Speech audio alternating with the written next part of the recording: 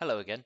Um, Welcome to part 3 of my Football Manager 2020 EFL Draft. You find us in second position in the league this week. This week, as if I haven't recorded them all within the space of about 5 days. We lost last time out to Hughes FC, who really did a number on us. They were pretty good, which is worrying because they are still 18th in the league out of 20. So even despite conceding 3 goals, Raphael somehow managed to end up in Team of the Week. I'm not sure how that works. A takeover is coming, or not coming. As I hinted at in the previous video, we're going to drop Patrick Bamford and we're going to bring in Jack Marriott. This could go terribly because Patrick Bamford is still someone who you would be expecting to link up well with the midfield, which is the point of our deep line forward. He's not really doing enough. I mean, his ratings down here, which you can't actually see, are 6.59 over the season, which I just want more from him. It's the worst on the team. And also, yeah, we have gone back to using him as a deep line forward. In the last game, we tried using him as an advanced forward, but the system really does rely on the linking up. So yeah, that didn't go that well. Fire the manager. We're going to jump straight into the game. We're against Nutty United, who have few big names, but are doing okay in the league. So obviously you've got Tom Kearney, Joe Lolly, Selena in attack. But they got David Stockdale in goal. He's down here. Maybe I should move where my video is. Now you can actually see it. Yeah, they got David Stockdale, Selena, Kearney, Lolly, Carl and Grant being both their top goal scorer and most assists, or top goal scorer alongside Lolly and most assists alongside Maxime Collin. The worrying thing is their right back is their main attacking outlet, and our left back is our main attacking outlet. So there's considerable chance that there's a lot of goals scored with assists from down that side. Teams being led out for the first game of the day in our little huddle. Kicking off.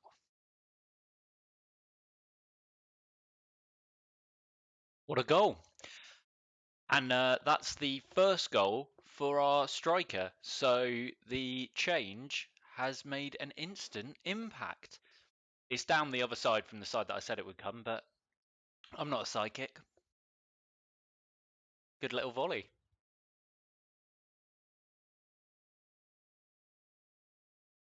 Coil again.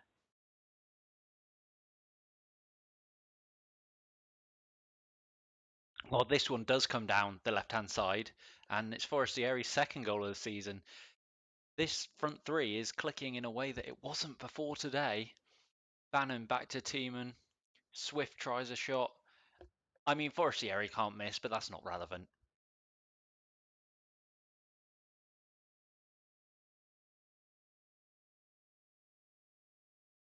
And Forestieri gets a second. This is unbelievable. We're strolling to victory here. Marriott, Grimes, Coyle again the assist. Great ball across. Lovely. Again, he can't miss, but he's in the right place at the right time, and that is the mark of a good striker. Well, that is the best half of football that Photomatic FC have ever played in its long and storied history. The numbers don't really show that we've been absolutely dominant.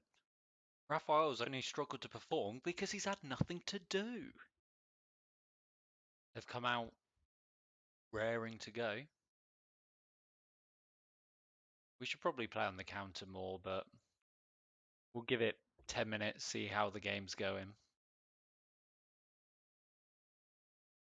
Off the bar, or off the line, off the bar. It's difficult to see in FM, isn't it?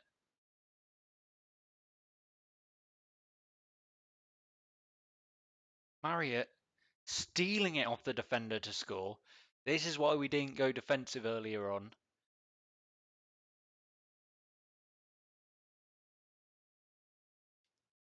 Capitalising on that poor touch and just rolling it home. He has 2 more goals than Patrick Bamford has, and he's only played for 50 minutes.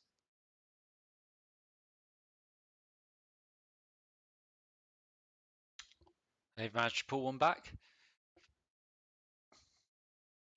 Kenny, Thompson, ball through. Comes from the side that I said it would. That's a positive, I guess. I know what's going to happen.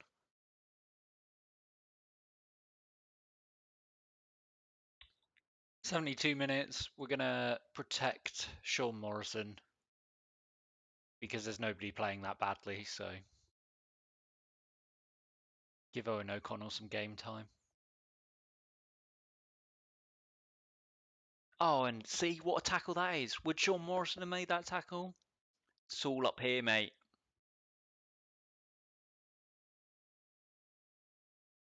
Even Barry Bannon's getting in on the act. Hitting the top corner from the edge of the box.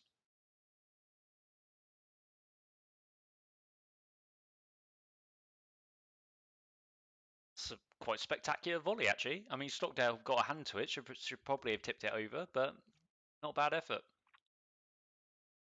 Poor Andre Ayew. He's trying so hard to get in on the act. The only one of the front three that hasn't scored. Bannon trying to double his goal tally. It's a much better save, though, from Stockdale rather than tipping it in. Look at those ratings. They are really quite something. We're going to let the left back have a rest, and Josh Harrop's going to come on for Bannon. Oh, Ayew in the last minute, almost getting onto that score sheet. So we conceded one in that second half, but we scored two. 7 shots on target and 5 goals is quite the conversion rate. An inspired choice to start Mario up front, and Forestieri also benefiting from that. We are back to the top of the table, and thankfully those 5 goals help us get us there. We are there on, well, not even on goal difference. Yeah, we're there on goals scored. So, holla. So basically, the whole team of the week are wearing Luton Town shirts.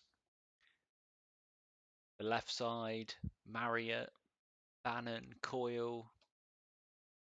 That's beautiful. No awards for us in September, but we finish it top of the table, so who really cares? Next up is Moody, who are in 5th, so presumably a stronger proposition.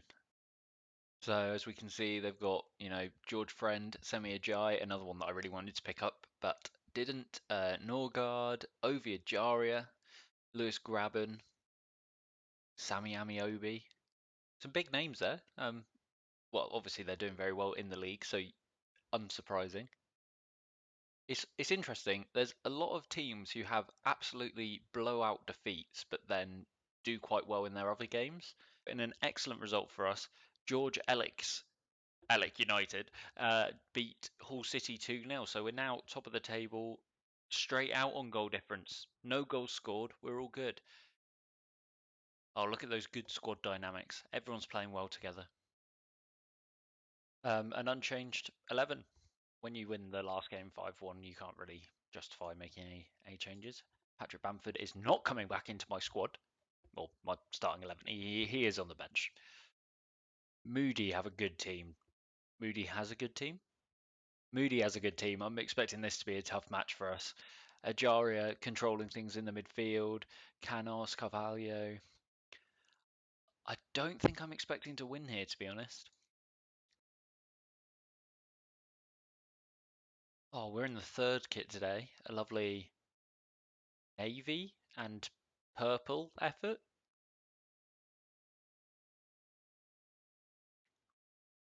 Well, if Ayew had managed to score there, and instead Ajaria goes down the other end, this is going to be a high-scoring match again.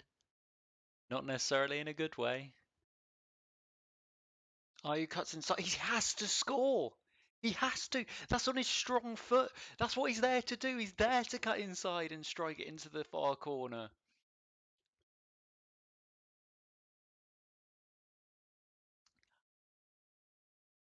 I don't think I'm going to get over that for a while. Hit the target, you know? Oh, Raphael tipping it over. Graben. I did say that I didn't think we were going to win this match, didn't I? That's Route 1 football, really. Who's this? Morrison. I can't remember what the shirt numbers are. He's got to track him a bit better than that.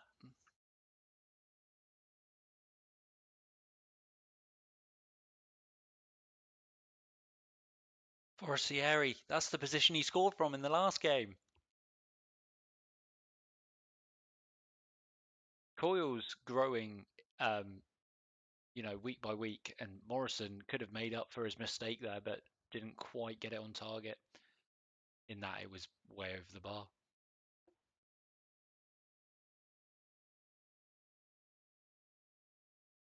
Oh, they've grabbing him. He's offside. He's offside.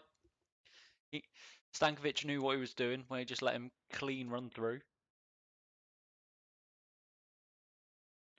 Forestieri's got a score too. Maybe when you pick inside wingers forwards, you should pick people who can actually find the back of the net. It's quite an even game, actually, but Lewis Graben is a far more clinical striker than either Forestieri or Ayew. Maybe I should have picked him. We're stopping Ajaria from performing, though, so I'm happy.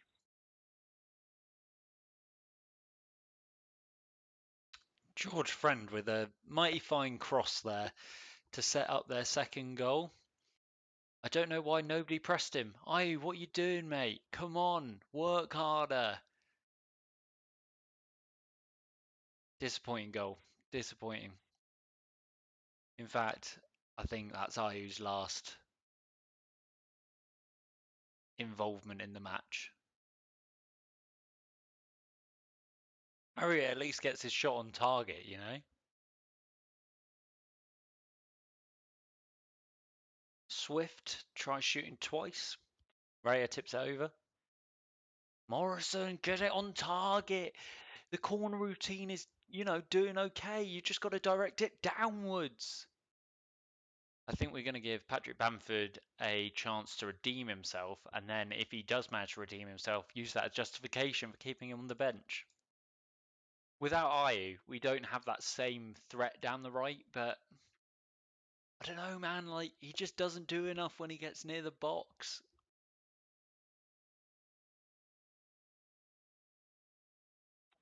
Okay, well, scrap what I just said, and also Bamford managed to get his first goal, so I have no idea what just happened. But Harriet, see, he starts from much wider. I would have been near the box, and he's actually got his first goal of the season, so well done, Bamford. First ever goal for Photomatic. We've got a minute plus stoppage time to try and get a second one. Well, it ends 2-1. As I said, I didn't think we'd win the game anyway. Bamford gets his first goal from the bench, which means he must be a regular substitute. And the two of the subs at least combined. Harriet sliding it into Bamford to score. So that's good at least, I guess. We dropped down to third, so Ed Albion beat Gripton 4-1 and Brad Alex edged out Blade Analytic. It's our second loss of the season. Only Cottle FC now managing to have an unbeaten record, but they have drawn 6 games. We have a fortnight now for the international break, and then we're up against rivals Hull City, so that should be quite a good game. Both on 18 points, both with a 5-3-2 record. Just one goal in it in terms of goal difference. Well, at least Bamford trains well, I guess. The early game takes JMFC top of the league. We are now in a 4th versus 5th battle with Hull City, who have Sam Allardyce as manager. Incredible. Aidan Flint, Hegazi, Jed Wallace, Johnny Williams, D. Cordova Reed. Scott Hogan coming back from an injury. Leo Bacuna. When you look at this team, you wouldn't necessarily say that they should be 5th. But, Big Sam gets results. Most of their decent results have come against teams lower down in the league, it must be said, although they beat Ed Albion 2-0. But Alec United and Brad Alex have both beaten them in the last 3 games. Hopefully, we can continue that trend. Yet again, no changes. Maybe Bamford can continue his streak from the bench if we need him to, that is. Our assistant manager actually wants us to play Harrop off that left wing, which is interesting. There's no point me ever looking at that squad screen because I miss all the decent players like Adam Reach and Rob Dickey's in this time. Oh, we're 15th in the form table.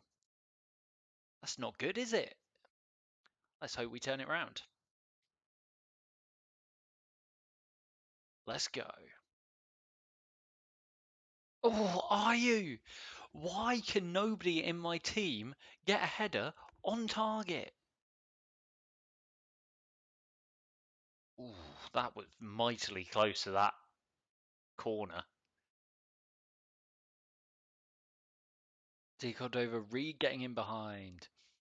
Our centre backs are not the quickest in the world, so we probably shouldn't play a high line, but it's been okay up until this point if you ignore all the goals that we've conceded because of it. Oh, come on, Coyle, you gotta stop him from running there.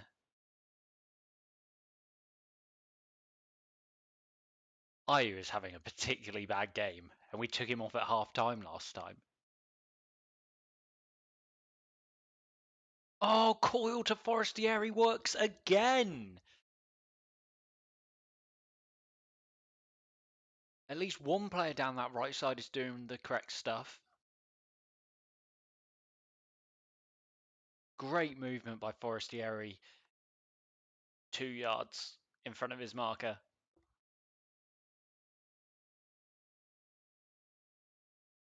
Cabral a little bit far over to the left-hand side of his goal there. If the header had managed to go into the left corner, no, into the right corner, then he was in trouble.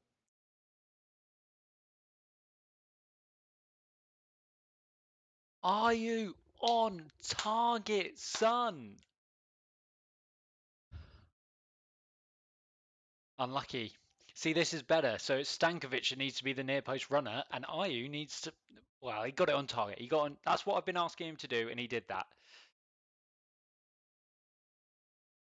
Half time, 1-0, 62% possession. You know what? Marriott's struggled to perform. Maybe it's just that I'm not really supposed to play with a deep lying forward. Maybe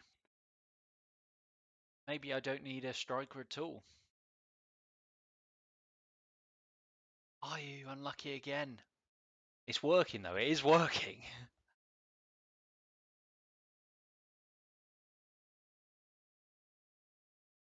Marriott over to Ayew.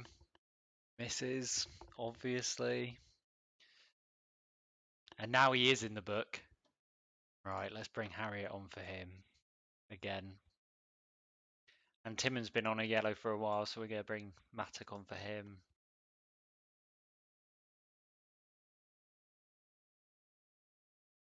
That is ambitious, yep.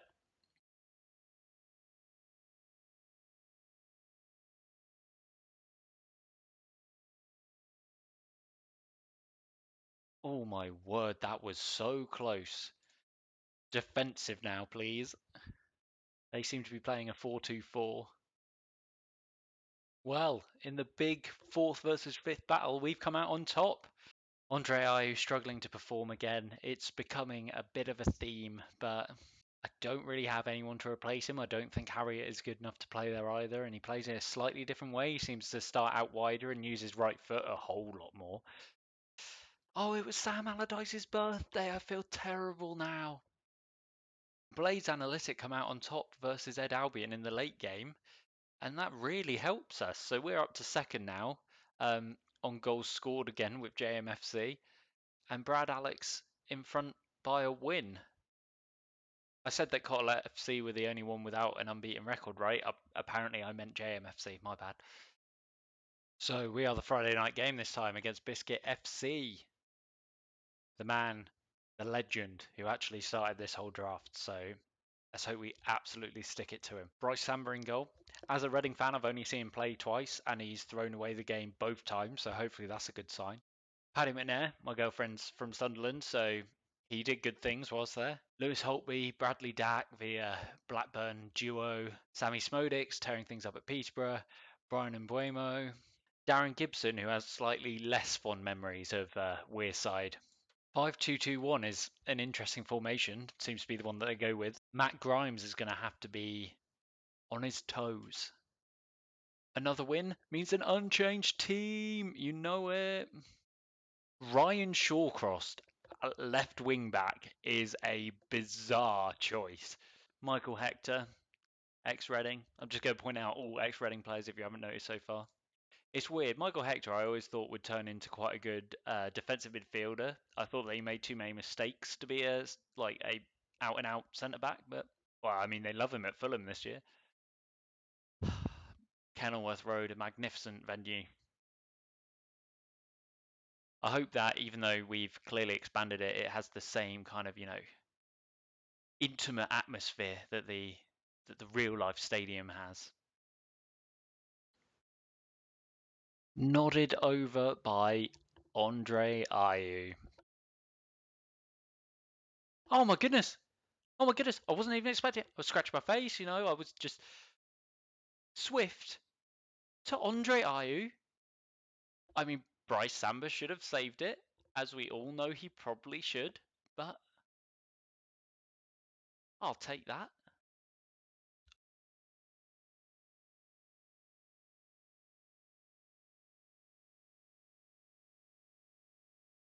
Grimes getting himself booked early on. We knew that would happen. Maybe we should drop Bannon back a bit to give him a bit more help. I think that he's going to have to get taken off in the second half because on a yellow card, that could be dangerous.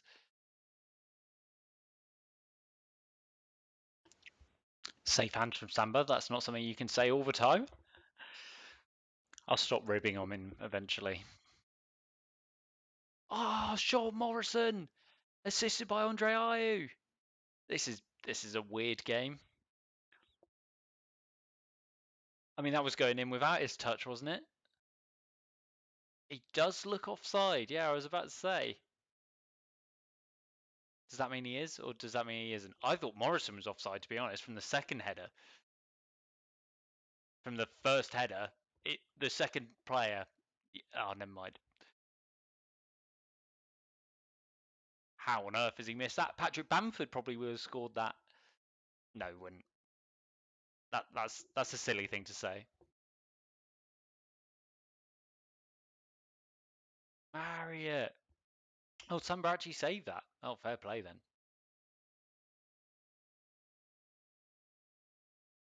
Marriott, please, please. I wonder what the XG of my strikers are. Ayew is pulling up trees. Maybe he just needed to get into the season, Obviously, he's going to continue this form now he's found it. Penalty. Penalty. Bannon scores. You knew he would.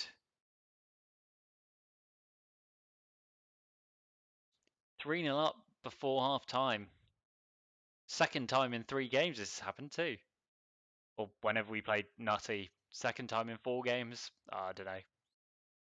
Well, Biscuit haven't threatened at all. As you can tell, Bryce Samba, their best performer. I thought they'd create a lot more chances with that trio kind of striker, attacking midfield partnership. Andre Ayew, our best performer. The storylines in this. And not just that, Michael Hector has lost possession more than any other player on his team. I know what I'm talking about. Forestieri and Ayew. This is what I wanted. This is what I wanted. Morrison heading over is just, it's always going to happen, isn't it? Okay, let's not risk Grimes. Darren Gibson is actually coming on. Incredible. They've got a midfield 2 of Paddy McNair and Darren Gibson. It's like the good old days. And Buemo has to score, but thankfully he puts it wide again. Well, a far more even second half, but we get the win. And thankfully, we beat Biscuit Analytic. Happy days. Sean Morrison finally got his first career goal, and Andre Ayew, the man of the match. What a guy. That win takes us top, but obviously everyone else plays tomorrow. So let's see how Saturday goes for us. So, in a shock, Brad Alex lose out to Nutty United, but JMFC continue their streak, still undefeated, winning 4-0 at Hull City. Hull City now down to 8th. I did say that they hadn't really played anyone in the top half yet. It's back to goal difference that we're second on. So, what have we learnt in this save? We've learnt that Patrick Bamford is not our only option up front, that Andre Ayew can play well if he really wants to, and that Forestieri has now become our joint top goal scorer. It's a great day.